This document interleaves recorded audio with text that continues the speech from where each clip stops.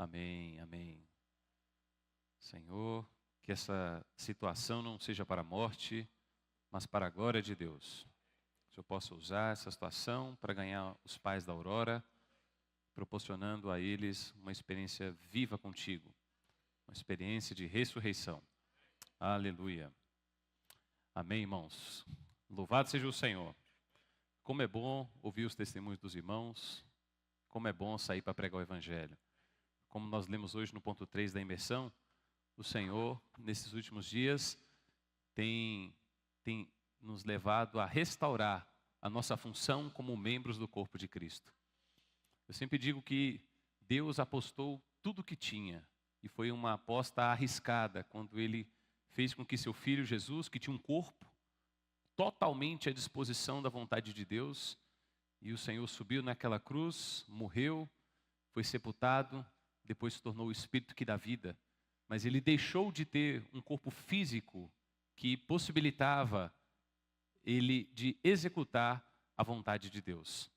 Quando o Senhor esteve na terra, com aquele corpo físico que Deus havia lhe concedido, Deus conseguia se movimentar a partir do corpo de Jesus, né? O tempo inteiro Jesus andava de cidade em cidade, de aldeia em aldeia. Aquele corpo estava completamente sujeito à vontade de Deus. Então, Jesus não tem mais aquele corpo físico. Ele conta com um corpo espiritual. Mas esse corpo também é prático, porque esse corpo diz respeito a todos nós. E nós temos um corpo físico. E o corpo que o Senhor nos deu se presta para fazer a vontade de Deus. Então, Jesus não tem mais aquele único corpo. Ele tem muitos. Amém? Amém? Nós somos membros do corpo de Cristo. E o Senhor está restaurando a nossa função. Precisamos ser membros ativos, membros operantes. Deus espera poder contar com cada um de nós para que a sua vontade seja feita. E a sua vontade, nós temos aprendido, é que Cristo encabece todas as coisas. E o encabeçamento de Cristo começa na vida das pessoas, por meio do Evangelho. Quando eles recebem o Evangelho, a vida deles começa a ser posta em ordem. E se eles recebem, além do Evangelho da graça, o Evangelho do reino, eles têm mais condições de ter sua vida colocada em ordem. Louvado seja o Senhor. Eu queria ler 2 textos com os santos, quero ser breve. Quero apenas, a partir desses textos, mostrar para os irmãos o que está por trás de uma saída como essa. Nós não simplesmente saímos daqui e nos dirigimos a alguns locais para poder pregar o Evangelho. Existe uma cena espiritual por trás daquilo que nós fizemos. O livro de Ezequiel, no capítulo 3, a partir do versículo 16, traz uma palavra muito interessante, que traz, de certa forma, um consolo e um conforto para nós. Quando nós saímos para pregar o Evangelho, os nãos muitas vezes nos desanimam, né? Nos entristecem. Quando nós saímos hoje para poder evangelizar, logo no começo, né?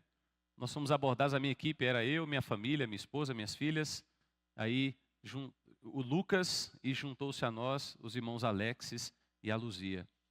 E aí fomos surpreendidos por um senhor, né, que foi tão duro conosco, né, ignorante, né, fazendo até piadas sem graça, né, desconsiderando a presença dos menores que estavam conosco. Então, são situações que acontecem e que, se nós não tivermos convictos da nossa missão e o que nós estamos fazendo ali, a gente desmorona, né? O inimigo utiliza de situações como essa para poder inibir o nosso moral, fazer com que nós declinemos da nossa função e deixemos de operar como o Senhor quer que nós operemos.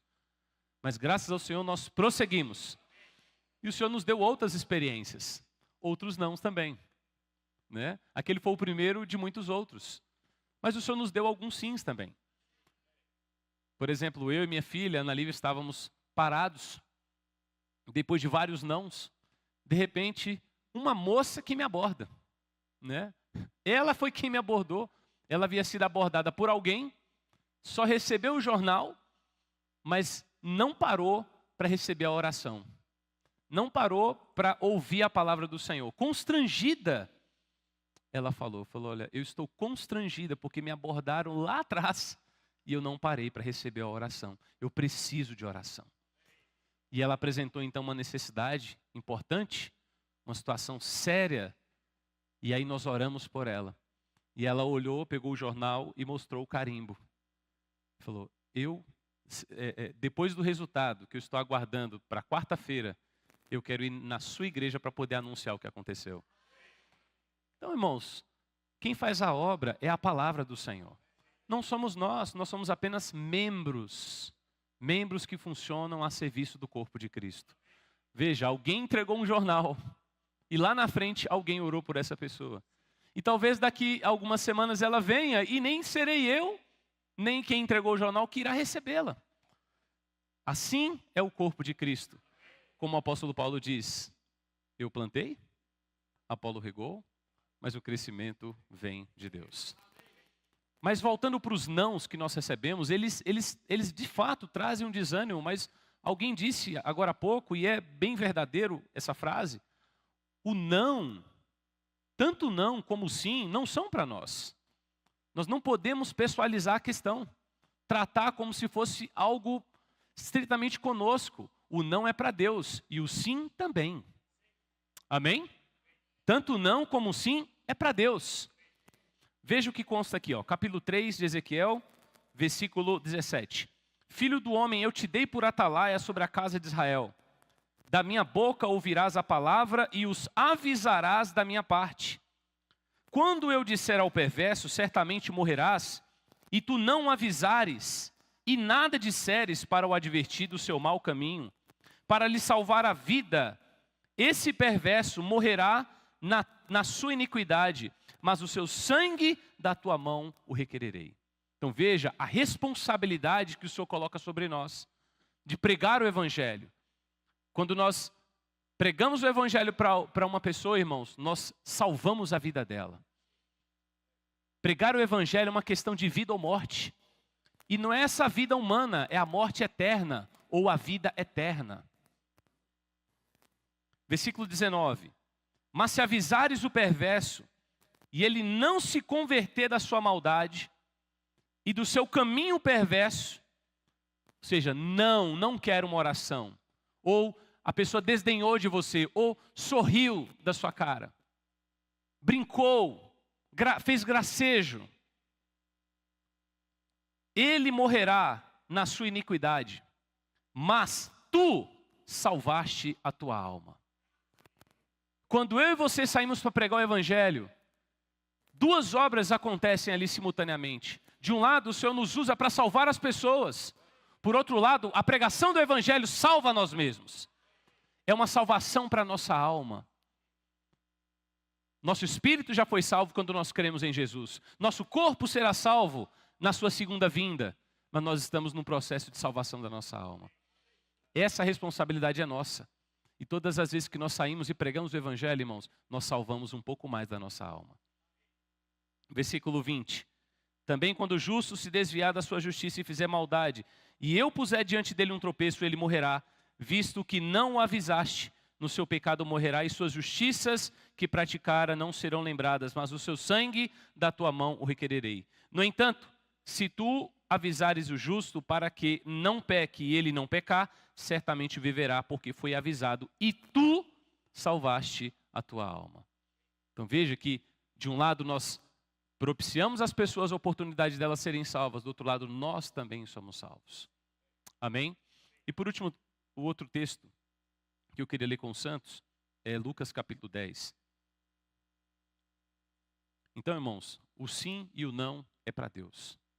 E quando nós pregamos o Evangelho, a despeito do tipo de resposta que as pessoas nos apresentam, nós somos salvos. É salvação para nós. E aqui no capítulo 10 de Lucas, nós vemos o Senhor enviando um grupo de pessoas para uma missão nobre. Uma missão como a nossa hoje. Essas pessoas foram enviadas, foram designadas pelo Senhor para saírem às ruas e pregarem o Evangelho do Reino. O Senhor enviou 70 pessoas.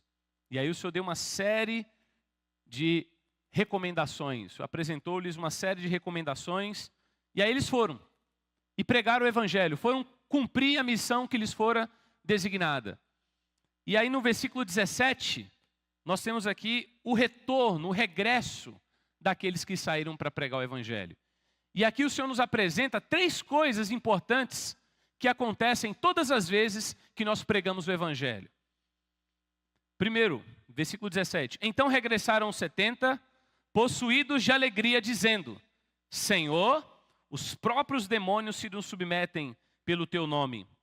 Mas ele lhes disse, primeira coisa que acontece quando eu e você pregamos o evangelho. Primeiro, vamos ler?